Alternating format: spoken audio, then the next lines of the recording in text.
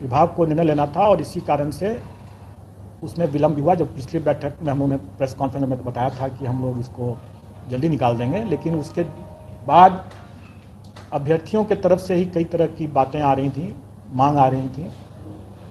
उसमें एक बहुत महत्वपूर्ण मांग ये था कि जो अपियरिंग कैंडिडेट्स हैं, खास करके प्रशिक्षण डीएलएड का जैसे है, उसके लोगों की मांग थी कि हमको भी मौका मिले।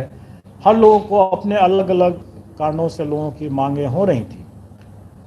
तो इन सभी मांगों पर विभाग को ही विचार करके देना था और विभाग ने विचार भी किया है और उसके बाद उन सब बिंदुओं को आयोग को स्पष्ट भी किया गया है और उसके आलोक में आयोग ने अपना विज्ञापन का प्रारूप तैयार लिया है और अधिक से अधिक कल तक जो है ये हम लोग प्रेस में भेज देंगे। उसके बाद वो हो सकता है आज भी चला जाए, हो सकता है कल चला जाए, लेकिन ये इस महीने के अंत में तो आप निश्चित रूप से मान के चलें कि 1 जून का जब सुबह में आप लोग देखेंगे तो जरूर उस समय तक आप लोगों को जानकारी रहेगी। कुछ बातों का मैं खुलासा कर दूं कि जो परिवर्तन जो कुछ हुए हैं कुछ अभ्यर्थियों की मांग को देखते हुए, वो मैं कुछ चीज़ों की जानकारी दे देता हूँ। एक की जो सिलेबस के संबंध में जो बार बार लोगों की चर्चा होती रही है कि सिलेबस का विस्तार किया जाए, तो सिलेबस का विस्तार करने की कोई आवश्यकता नहीं है।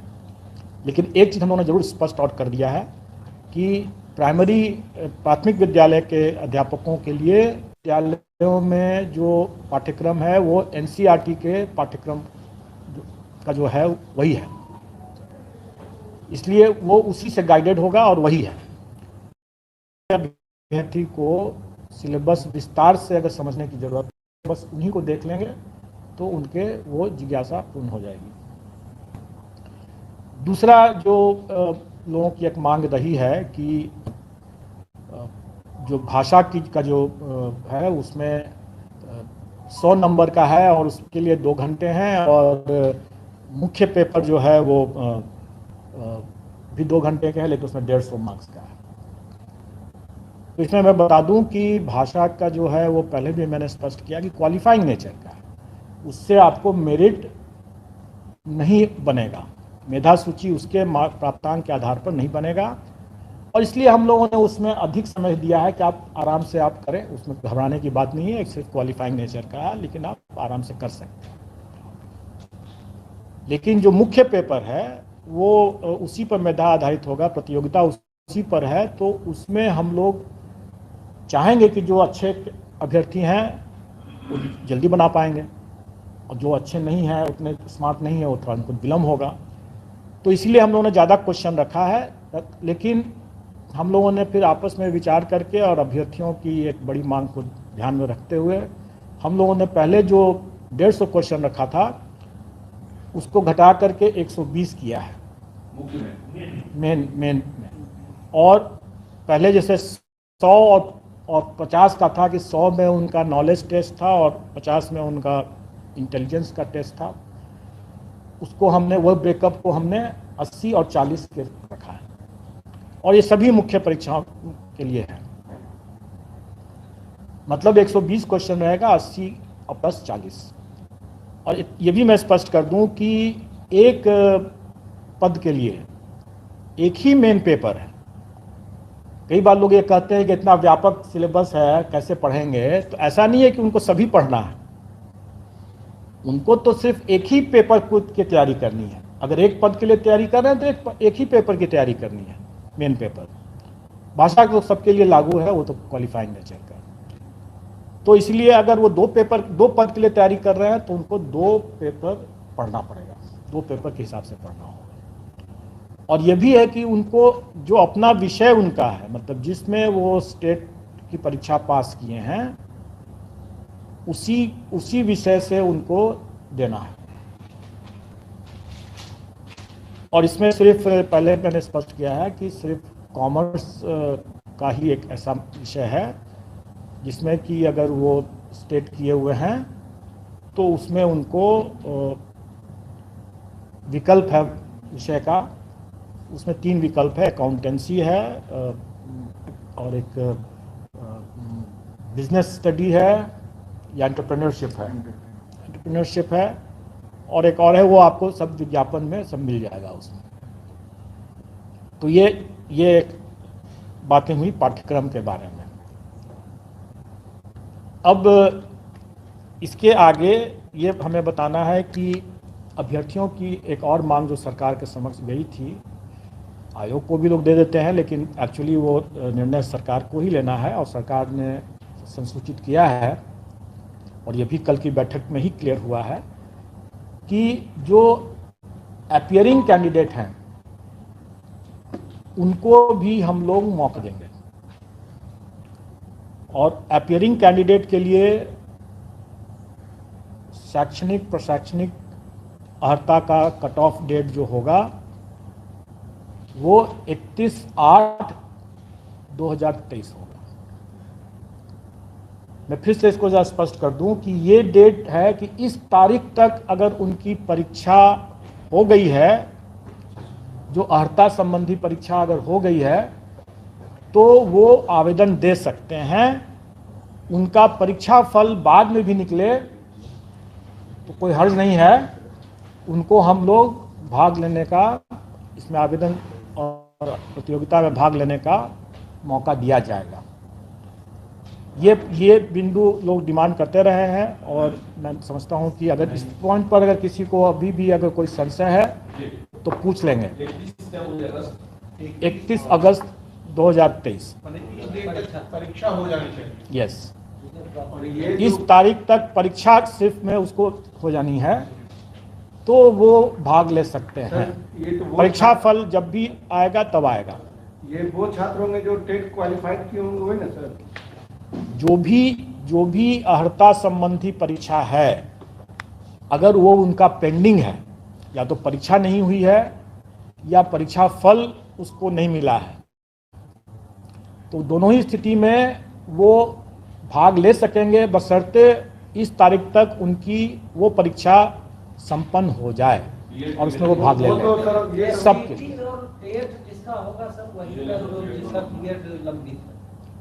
कई कॉम्बिनेशन हो सकते हैं, उसको आप उस कॉम्बिनेशन की बात आप मत सोचें, अभी करें। कुछ के लिए कुछ लागू होगा, कुछ के लिए कुछ और लागू होगा, कुछ की कुछ और बातें होंगी।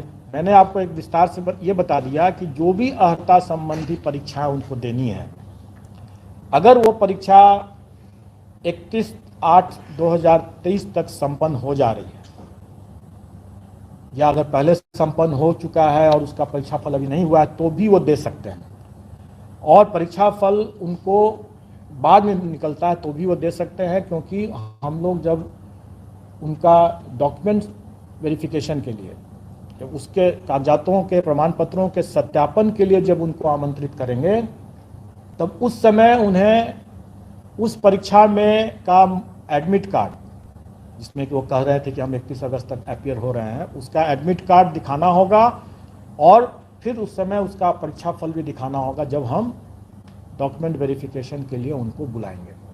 सर यहाँ पे एक सवाल है, ये जो आप 31/8 का ये रख रहे हैं, बीएड वाले छात्रों, बीएड या डीएलएड का, वो बच्चे जो सेंट्रल गवर्नमेंट का सीटेट क्वालिफाइड होता है उसके लिए सिर्फ है या फिर सभी बीएड के लिए? मैंने क्या कहा? मैंने कहा कि अर्हता संबंधी कोई भी परीक्षा उनको, लेकिन ये नहीं हो सकता है कि अगर इस कट ऑफ डेट के बाद वाली परीक्षा में भी अगर वो बाद में अगर कोई परीक्षा होने जा रही है, अगले साल कोई परीक्षा होने जा रही है, तो आज झूठा डिक्लेरेशन दे करके वो अपीयर हो जाएं, वैसा नहीं होगा। क्योंकि उसके लिए हम लोग और भी हम लोग उसको वचनबद्धता लेंगे, और अगर उसमें अगर वो पाते हैं कि नहीं उसने एडमिट कार्ड उसके पास में नहीं है उस तरह की परीक्षा का, तो फिर हम लोग उसको ब्लैक लिस्ट वगैरह करने की, गलत बयानी के लिए ब्लैक लिस्ट करने की बात करेंगे। जो परीक्षा 31/8/2023 तक संभावित है, वैसे ही मामलों में, और उनका अगर उसमें कोई परीक्षा अगर रुका हुआ है या परीक्षा फल रुका हुआ है तो वो अप्लाई कर सकते हैं। उसमें सर इसका जो सवाल था, इसका सवाल ये था कि बीएड या सीटेट, जो सीटेट मान लीजिए कि सीटेट भी लंबित है, 31 अगस्त तक हो गया सीटेट, तो वो भी अप्लाई कर सकते हैं। एग्जैक्टली कर सकते हैं। मैं तो कहा ना कि हर तरह की वो परीक्षा में वो दे सकते हैं, बशर्ते कि वो परीक्षा आयोजित तो हो।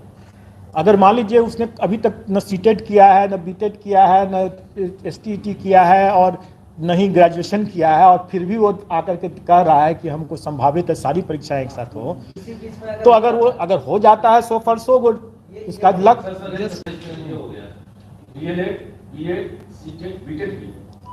मैंने फिर से मैं बता रहा हूँ कि कोई भी परीक्षा अगर उसकी संभावित है तभी ना वो उसको उपयोग कर सकेगा, अगर संभावित ही नहीं है तो उसका उपयोग नहीं कर सकेगा। अगर वो संभावित ही नहीं है तो गलत बयानी कैसे कर सकता है वो। अब ये कहेंगे कि अगले साल वो परीक्षा होने वाली है तो उसका दावा आज ही कर लें, वो गलत बात हो जाएगी और वो दावा नहीं कर सकेंगे, और वैसा अगर गलत करते हैं तो फिर वो अपना चांस गंवाएंगे ही नहीं बल्कि आगे के लिए डिबार भी हो जाएंगे। ये एक छूट है, उनको एक छूट दिया गया है कि वैसे कैंडिडेट जो कि वाकई में इसका लाभ लेने के लिए योग्य होंगे, मतलब कि उनकी परीक्षा, जैसे बहुत सी परीक्षा अभी जान रहा हूँ कि जैसे बीएड की परीक्षा है, अभी बीएड पटना यूनिवर्सिटी से भी कल हम लोगों ने चर्चा किया कि बीएड की परीक्षा अभी हो गई है शायद, और उसका परीक्षाफल अभी घोषित नहीं हुआ है। तो स्वाभाविक है कि यह परीक्षाफल बाद में घोषित अगर होता भी है, चाहे 15 दिन में हो, 1 महीना में, 2 महीना हो, जब भी हो, हम उनको मौका देंगे, क्योंकि परीक्षा हो गई है संपन्न। तो परीक्षाफल निकलने में अगर विलंब भी अगर होता है तो उसके लिए हम उसको दीवार नहीं करेंगे, उसके लिए हम वंचित नहीं करेंगे, हम उनको मौका देंगे। तो ये कट ऑफ डेट की बात हो गई। अब मेरा एक लोगों से ये अनुरोध है कि बहुत बार लोग गलत अटकलबाजी के आधार पर लोग जो समाचार डाल देते हैं उससे थोड़ा परहेज करें। और एक बड़ा एक मामला आ रहा है जिसमें लोग ये प्रचारित कर रहे हैं कि जब आयोग आज तक मात्र साल में या इतने वर्षों में कुछ ही हजार नियुक्तियां जब कर पाई हैं, तो यह आयोग 1,70,000 नियुक्ति करने में 5 वर्ष से 10 वर्ष और कुछ कितने वर्ष लगाएंगे लोग। अब मैं ये कहूँ कि अगर हम कंबाइंड सिविल सर्विसेज में करीब 6 लाख अभ्यर्थी भाग लेते हैं और फाइनली सिलेक्शन जो होता है वो 800, 900, कभी 300 इस तरह से होता है, तो क्या बाकी अभ्यर्थियों का हम मेरिट लिस्ट नहीं बनाते हैं? उनके कॉपीज का या ओएमआर शीट का हम इवैल्यूएशन नहीं करते हैं? हम तो करते ही हैं। हमको अगर 6 लाख लोगों का अगर परीक्षा देगा तो सभी 6 लाख लोगों का हमको ओएमआर शीट का इवैल्यूएशन तो करना ही है। अब वैकेंसी जितना रहेगा हम उतना पास ऑन कर देंगे। हम तो सभी 6 लाख का करते ही है ना, उसके लिए हम 5 साल तो नहीं लेते हैं। तो इस तरह का जो गलत बयानी जो लोग कर रहे हैं, लोगों को गुमराह कर रहे हैं। और अगर उसमें अगर आप लोग भी अगर वैसा साथ देते हैं तो आप लोग भी उसके हाथ की कठपुतली बनते हैं। तो आप समझ लें कि हास्यास्पद स्थिति है कि नहीं है। क्या वह इससे तो यही पता चलता है कि ऐसे बोलने वाले लोग और ऐसे कुतर्क देने वाले लोग जो हैं वो पब्लिक को क्या समझते हैं, महाबेवकूफ समझते हैं। तो खैर ये उनकी सोच है। मैं आपको ये बता दूं कि इसमें आप लोग समझ चुके हैं, आप लोग हंस रहे हैं तो आप लोग समझ चुके हैं कि हम अगर 6 लाख लोगों की परीक्षा लेंगे तो हम सभी का नाम मार्किंग करेंगे, सभी का नाम मेरिट बनाएंगे। कितने सिलेक्शन हुए, 5 साल नहीं लेंगे हम। और जैसे मैंने पहले ही बताया था कि अगर हम कंबाइंड सिविल सर्विसेज का अगर 1.5 महीने में रिजल्ट निकालते हैं तो इसमें हमारी करीब 4 परीक्षाएं हैं, क्योंकि 3 तरह के पद हैं और एक क्वालिफाइंग नेचर का है। तो क्या हम 4 गुना समय लेंगे? नहीं, हम उसमें 2 से 3 महीने में हम लोग इसका रिजल्ट निकाल देंगे और निश्चित तौर पर इस कैलेंडर ईयर में हम रिजल्ट निकाल देंगे। अब रही बात कि आवेदन, हम लोग इसको आमंत्रित करने का डेट थोड़ा आगे रखेंगे, क्योंकि इसमें कई इसमें रिलैक्सेशन की बातें, जैसे एज के लिए कट ऑफ डेट 1/8/2023 है और ये शिक्षक नियमावली से जो नियुक्ति नियमावली है उसी में है ये दिया हुआ। न्यूनतम और अधिकतम दोनों के लिए यही कट ऑफ डेट है। लेकिन इसके बाद इसमें अलग अलग श्रेणी के लिए अलग अलग मामलों में इसमें कट ऑफ डेट के बाद रिलैक्सेशन भी अलग अलग है। किसी में 10 साल है, किसी में 14 साल है, किसी में 11 साल है। भूतपूर्व सैनिक के लिए कुछ और है। तो इसमें कई ऐसे हैं जिसको लेकर के हमें अपने आवेदन, ऑनलाइन आवेदन, क्योंकि हम ऑनलाइन ही लेंगे, इसमें ऑनलाइन आवेदन को तैयार करने में हम लोग को समय लगेगा उसके लिए। लेकिन हम ये भी कह रहे हैं कि जो अभ्यर्थी इसमें आवेदन देंगे ऑनलाइन और जिनका परीक्षा फल निकला हुआ है और बाकी जो प्रमाण पत्र, जैसे उनको अपने आरक्षण संबंधी जो प्रमाण पत्र हैं, ईडब्ल्यूएस संबंधी प्रमाण पत्र हैं, डोमिसाइल संबंधी प्रमाण पत्र हैं, उनको वो आवेदन के साथ अटैच करना अनिवार्य है। ये नहीं होगा कि हम बाद में दे देंगे, अभी हमारे पास नहीं है, अब डिक्लेयर कर देते हैं, लोग बाद में बोलते हैं कि हमारे ला रहे हैं, नहीं लाते हैं। इसमें हम लोग ये कर रहे हैं कि नहीं, आपको उसी के साथ ही देना है। अगर आपके पास में नहीं है तो आपको 15 दिन का टाइम रहेगा, आप बना लीजिए, आप बनवा लीजिए इस।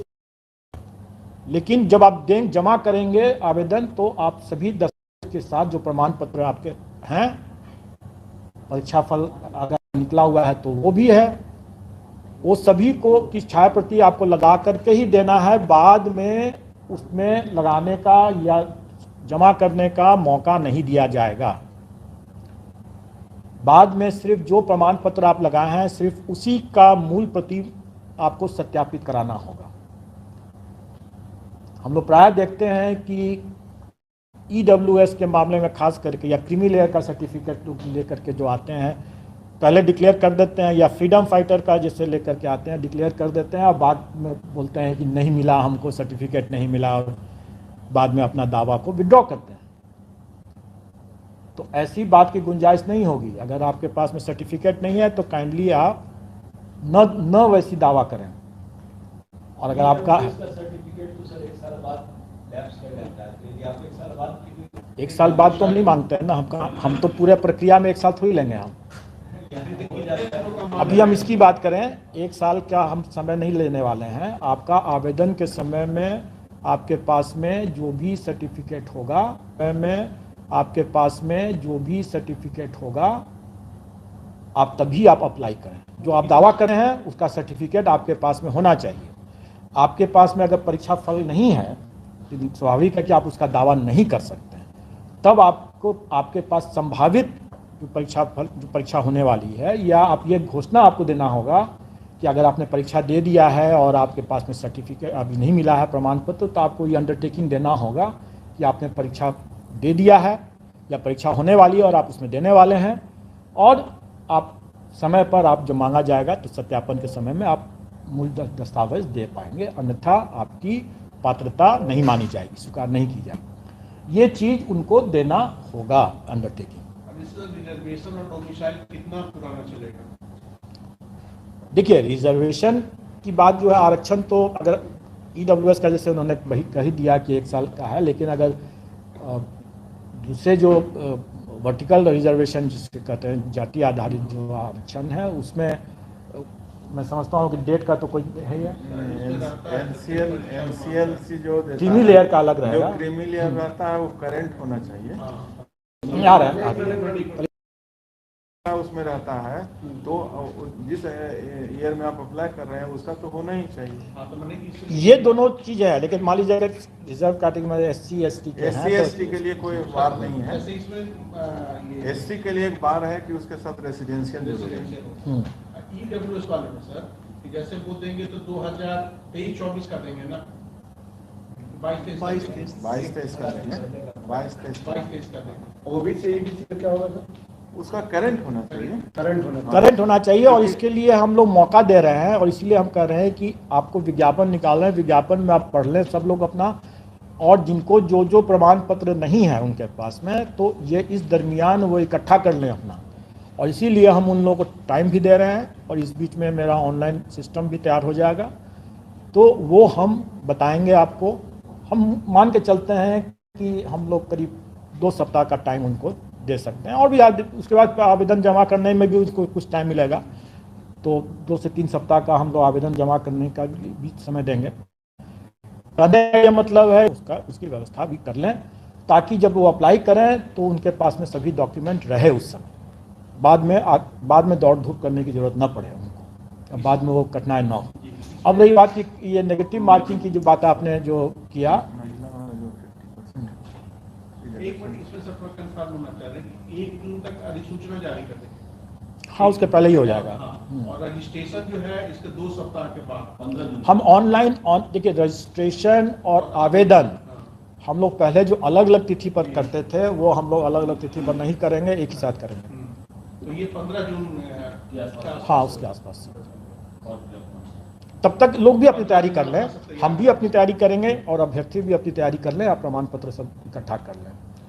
अब रही बात की एक और पॉइंट है आरक्षण से ही संबंधित कि नियमावली में ही दिया हुआ है कि महिलाओं के लिए जो प्राथमिक विद्यालय के लिए मामले में प्राइमरी स्कूल में वो 50% आरक्षण है महिलाओं के लिए, और उसका वैसे भी पूरा जो ब्रेकअप है जो पद की जो व्यक्ति के रोस्टर वाइज मतलब आरक्षण कोटिवार, वो भी हम लोग वेबसाइट पर डाल देंगे और उसमें लोग देख सकते हैं कि किस विषय में किस किस कैटेगरी आरक्षण कोटिवार सब देख सकेंगे उसमें। कुछ जो छूट जितनी तरह की छूट है वो विज्ञापन में आप पढ़ लेंगे, जैसे विषय के हिसाब से भी, जैसे कंप्यूटर के मामले में भी लोगों की जिज्ञासा थी और कितना प्राप्तांक क्या है, वो सारा डिटेल्स जो है वो आपको विज्ञापन में मिल जाएगा। सर कंप्यूटर के मामले में जो एमसीए वाले लोग हैं उनका कहना है आपको उसमें जितना भी डिटेल्स है उसमें इतने ढेर सारे, अगर मैं उसी की परीक्षा ले लूँ अगर, तो शायद उसमें भी हम लोग भी फेल कर जाएंगे, क्योंकि इतने ढेर सारे उसमें हैं पॉइंट्स, और यही कारण था कि थोड़ा टाइम भी लग रहा था। स्वाभाविक है, इतने ढेर सारे कंडीशंस हैं और इतने वैरायटी इतने ज़्यादा हैं कि ये इसको समझना, एक बार में समझना और एक बार में समझ करके उसको लिखना, उतारना कंडीशंस को और उसके हिसाब से सॉफ्टवेयर को ही बनाना है मुश्किल बात, लेकिन समय लगा, देर आए दुरुस्त आए वाली बात है, तो अभी हम लोग तैयार हैं इसमें।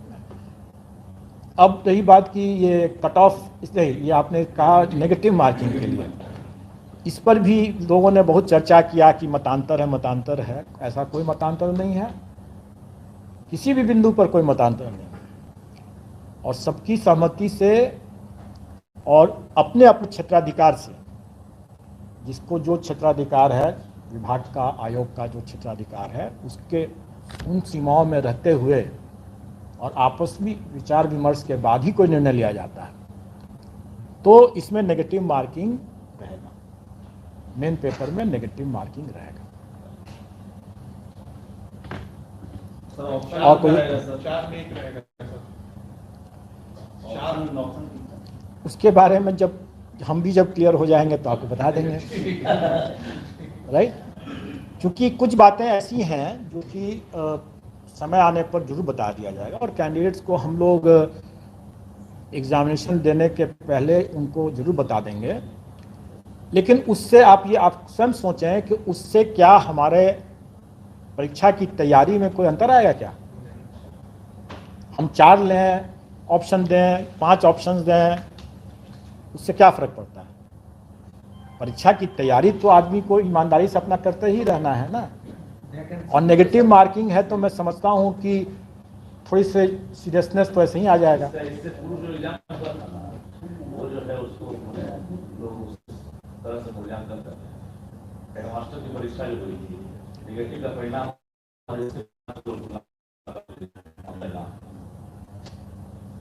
आम को अमरूद के साथ मत तुलना करें। आप हेडमास्टर जो थे वो क्या सरकारी शिक्षक थे या नहीं थे?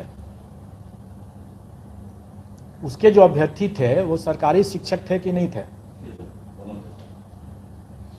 और वर्तमान के जो इस मामले में जो अभ्यर्थी हैं वो सरकारी हैं कि नहीं हैं?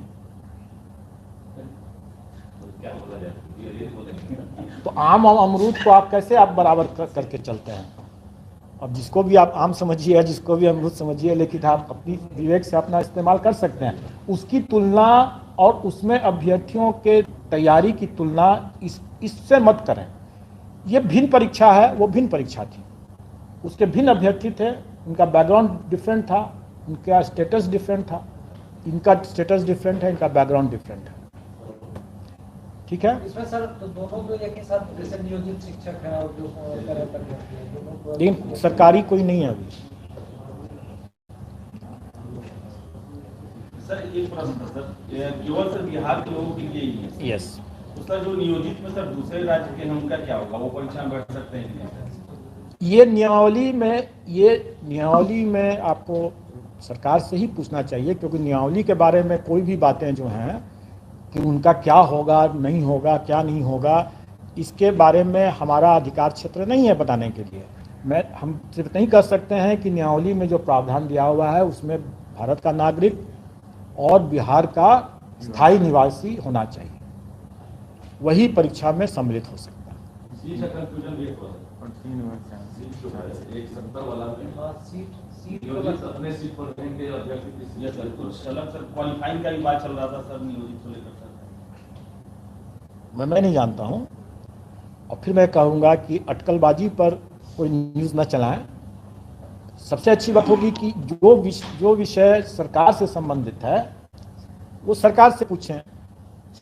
जो विषय हमें तो 1,70,000 समथिंग का हमें जो अधियाचना प्राप्त हुई है, हम उसके आलोक में अपनी बात बता रहे हैं। अब ये उसमें नियोजित शिक्षक का पद है नहीं है, उसको क्या किया गया है, इसके बारे में तो आप सरकार ही बता सकती है, हम नहीं जानते हैं और इस हमें जानना भी नहीं है। जाति प्रमाण के साथ साथ आवासीय भी जरूरी होगा सर, मस्ट होगा। स्वाभाविक है, अगर हमें स्थायी निवासी लेना है बिहार का, तो हमको उसका आवासीय जो है प्रमाण पत्र की आवश्यकता पड़ती ही है और पड़ेगी। अब जैसे कोई व्यक्ति रेंट में रहता है तो उसका जो अगर ये यहाँ बनेगा वो अस्थायी बनता है। हमें स्थायी निवासी चाहिए। तो बन जाता है स्थायी निवासी का। पिछली जो परीक्षाएं हुई है उसमें बिहार राज्य की जो महिला उम्मीदवार है उनको कुछ खास पात्रता परीक्षा उसमें परसेंटेज का छूट दिया है जनरल में, उसको कैरी करेंगे या? देखिए, मैंने आपको क्या कहा कि इतने ढेर सारे उसमें छूट के कंडीशंस हैं, एज में है, जो अपनी जो प्राप्तांक है उनकी परीक्षाओं में उसमें है, सबके लिए अलग अलग है, और उसमें फिर छूट भी है। इस पूरे चीज़ों को एक बारगी अगर आपसे पूछा जाए तो कोई नहीं बता सकेगा।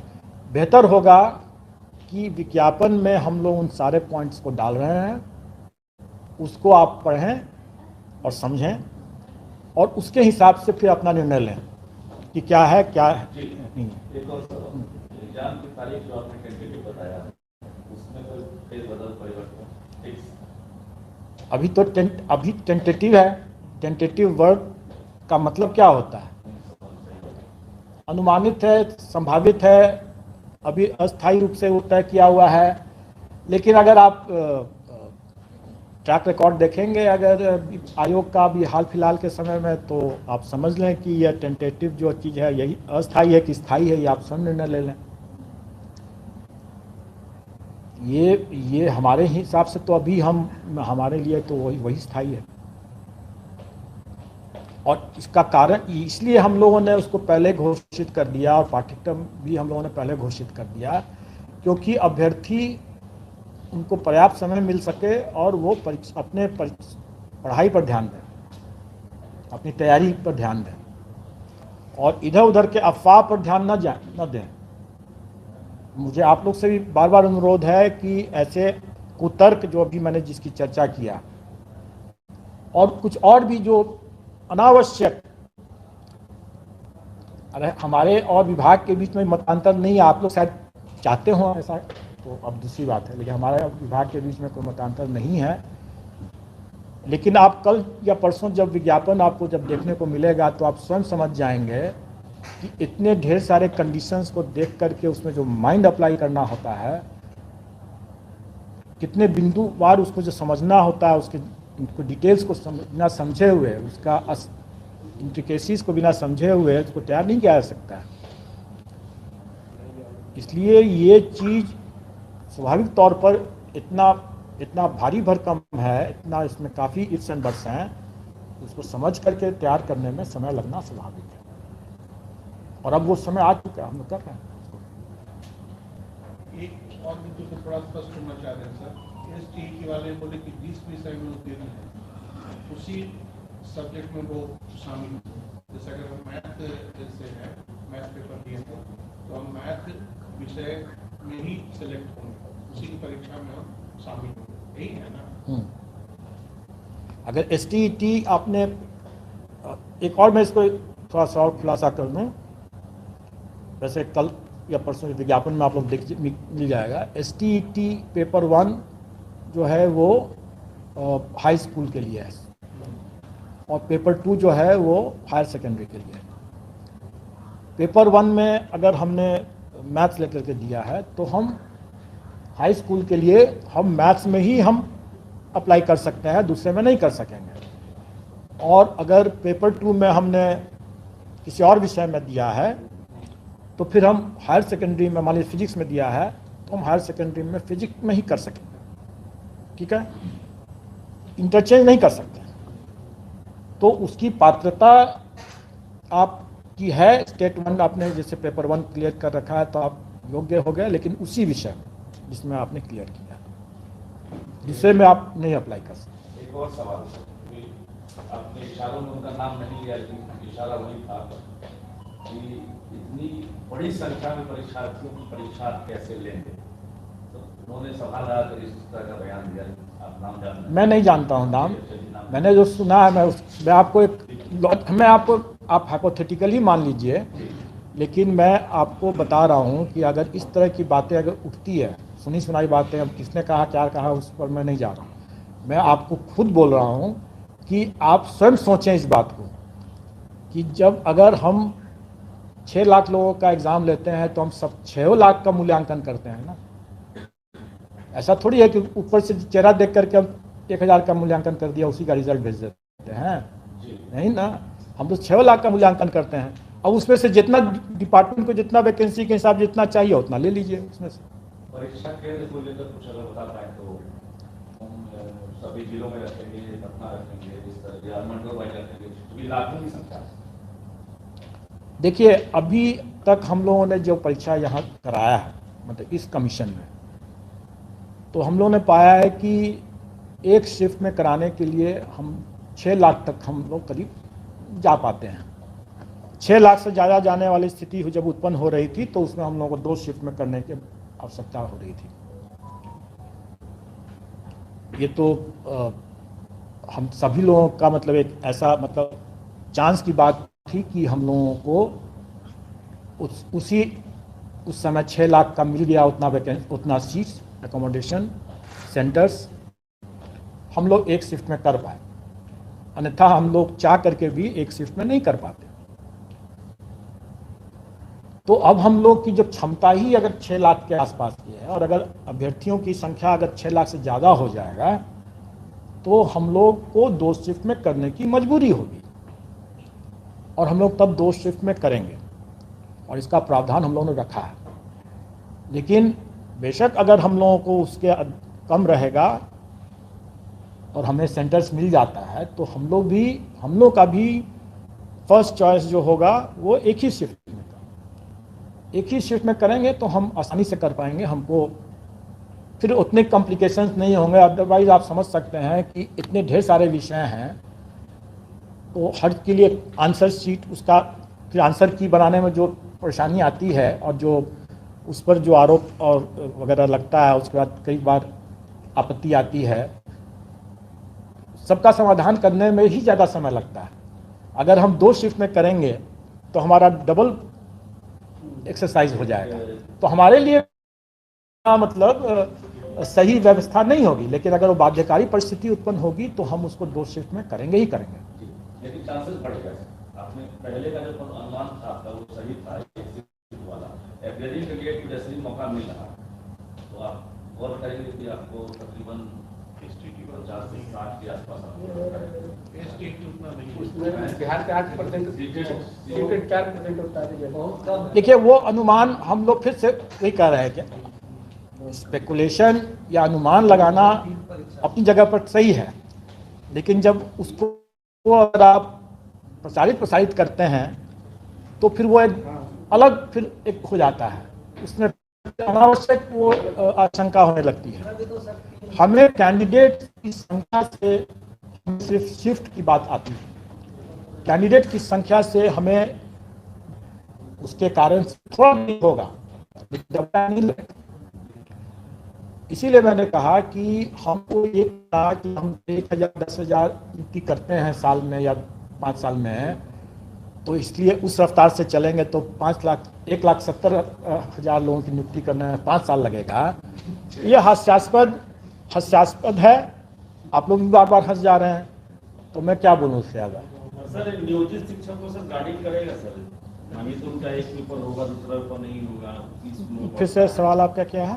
सर जो नियोजित शिक्षक इसमें भाग लेंगे परीक्षा में सर, तो वो लोग भी सर गाइडिंग में रहे हो सकते हैं क्या सर? मानिए सर दूसरा पेपर उनका है, एक पेपर ही दे रहे हैं परीक्षक, इस बार तो वो भी सर अभ्यर्थी ही मतलब अपने ही इन्विजिलेशन भी करेंगे और नहीं सर ऐसा नहीं होगा। वो निराधार है, उसको ऐसे ही मतलब स्वाभाविक बात है कि हम कैंडिडेट्स को इससे ही इन्विजिलेशन कराएं, ऐसा भाई भतीजावाद हम लोग को नहीं करना है। नहीं सर, जैसे एक पेपर के लिए मानिए सर वो हायर सेकेंडरी के लिए दे रहे हैं, तो फिर मिडिल स्कूल का जो है वो उस पेपर में वो गाड़ी में रहेंगे, मानिए वो नहीं एग्जाम। पहली बात कि हम लोग ये समझ रहे हैं कि जो प्राइमरी स्कूल में जो अभ्यर्थी जो देंगे उसमें से कई अभ्यर्थी भी होंगे, क्योंकि नौकरी चाहिए लोगों को, तो कई जो बेरोजगार हैं तो वो सभी में देना करेंगे, अगर योग्य हैं तो सभी में और दे भी सकते हैं, उनको छूट है। और इसी कारण से हम लोग अलग अलग तिथि पर कर रहे हैं। स्वाभाविक है कि कैंडिडेट्स को हम इन्विजिलेशन के लिए तो बिल्कुल नहीं लगाएंगे, कभी भी नहीं लग ऐसा हो सकता है। मतलब ये क्लियर हो गया बिहार के नियोजित टीचर शिक्षक और परीक्षक नहीं, जो अभ्यर्थी होंगे, अभ्यर्थी कैटेगरी के लिए आ सकते हैं, वो कभी भी वो शिक्षक नहीं बनेंगे। और इस पर भी मंथन हो चुका है। अब सब चीज़ का खुलासा मैं नहीं कर सकता हूँ, लेकिन मंथन इस पर हो चुका है और हम लोग की इतनी क्षमता है कि हम लोग, और ये क्षमता भी हमें फिर से शिक्षा विभाग से ही मिलेगा या दूसरे विभाग से मिलेगा। कॉलेजेस भी तो हैं शिक्षा विभाग के अधीन में, हमारे कई पंचायत के, ग्रामीण विभाग के कई अन्य विभाग हैं जिनका प्रेजेंस और लार्ज नंबर में है लोग, उसमें ऑफिसर्स हैं, लोग हैं, स्टाफ हैं उसमें। हमें उन लोगों को रोपिन करना है, और चूंकि सरकार का ही काम है ये और सरकार का सहयोग और निर्देश रहेगा ही, तो सेंटर्स भी और जिला पदाधिकारीगण से भी ये अनुरोध भी रहेगा और अपेक्षा भी है ये, और उनका कर्तव्य भी है कि इसमें सहयोग करें और उपलब्ध कराएं, और सेंटर्स भी उपलब्ध कराएं, शिक्षक भी उपलब्ध कराएं जो न्यूट्रल शिक्षक होंगे। कभी भी कैंडिडेट और शिक्षक वही नहीं होगा। और कुछ सर अपीयरिंग सर दे रहे हैं, इसमें होगा सर बीपीएस में भी सर, सिविल सेवा में भी अपीयरिंग पर विचार हो सकता है क्या सर? देखिए आपने अच्छा किया ये प्रश्न पूछ लिया, लेकिन इसका जवाब हम भी खोज रहे हैं। और जैसे मैंने कहा कि हर परीक्षा से हम लोग कुछ सीख लेते हैं, कुछ सबक लेते हैं और उसके लिए कुछ स्टैंडर्ड्स बनता है, उसका उपयोग अन्य परीक्षाओं में भी करते हैं। शिक्षक परीक्षा में भी हम लोग करेंगे, जो पहले से अनुभव लिए हैं, जो स्टैंडर्ड्स बनाए हैं उसका उपयोग करेंगे। और इसमें जो हम लोग सीख ले रहे हैं, खास करके ये कट ऑफ डेट, और 2 तरह के कट ऑफ डेट हुए इस परीक्षा में। एक कट ऑफ डेट एज से रिलेटेड, जो कि 1/8/2023 हुआ, जो नियमावली के हिसाब से जो परीक्षा का वर्ष है या नियुक्ति का वर्ष है, अध्याचना का वर्ष है, उसका 1 अगस्त होगा एज के लिए कट ऑफ, ये नियमावली में दिया हुआ है। तो ये एक अच्छा एक प्रावधान है। इसमें एक स्थायित्व आता है कि भाई हर कैंडिडेट को हर बार समझ में रहेगा कि मेरा ये कट ऑफ डेट ये है, तो हर साल अगर परीक्षा हो रही है तो लोगों को क्लियर पहले से रहेगा। ये एक अच्छा प्रावधान है। उनको हम सोचेंगे कि क्या हम अन्य परीक्षाओं में भी, आयोग की अन्य परीक्षाओं में भी इसको शामिल कर सकें, यही प्रावधान लागू कर सकें कि नहीं कर सकें, इस पर हम लोग सोचेंगे और जब निर्णय होगा तो फिर संसूचित भी करेंगे। उसी तरीके से इस बार हम लोगों ने जो जिनका परीक्षा फल नहीं निकला है, अपियरिंग कैंडिडेट्स की बात जो हो रही है, अपियरिंग कैंडिडेट्स के लिए हम लोगों ने कट ऑफ डेट 31/8/2023 रखा है। तो ये हम लोगों के लिए भी पहला अनुभव होगा, इसमें हम लोगों ने लागू किया और ये अभ्यर्थियों की मांग पर ही हम लोगों ने लागू किया है। और इसको भी अगर हम आयोग की अन्य परीक्षाओं में लागू करेंगे, नहीं करेंगे या करेंगे तो किस तरह की यही डेट रखेंगे कि कोई दूसरा डेट रखेंगे, ये हम लोग देखेंगे। दूसरे आयोगों का भी हम लोग प्रावधान को देखेंगे, यूपीएससी के भी प्रावधान को देखेंगे और फिर उसके हिसाब से हम लोग इस पर विचार करेंगे। लेकिन इस पर मनन चिंतन करके हम लोग कुछ निर्णय करेंगे। क्या करेंगे वो अभी बताना थोड़ा प्रीमैच्योर होगा। ठीक है,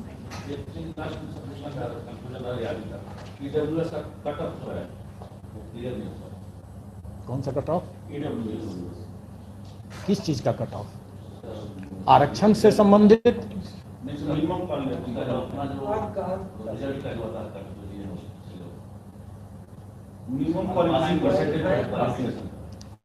आपको बाकी का क्लियर है क्या? अभी मैंने क्या कहा कि इतने ढेर सारे उसमें इफ्स एंड बट्स हैं कि आप उसको विज्ञापन जब देखेंगे तो उसमें जो लिखा रहेगा उसके हिसाब से अब फिर आप करेंगे और फिर बताएंगे कि क्या है और क्या नहीं है। ठीक है, लेकिन जो चीज़ नहीं है वो होना है कि नहीं होना है, इसके बारे में जो अर्हता संबंधित जो भी क्राइटेरिया है वो शिक्षा विभाग का ही रहेगा, सरकार का ही रहेगा। ठीक है, मोटा-मोटी काम धाम शुरू हो गया है, बस यही माना जाए।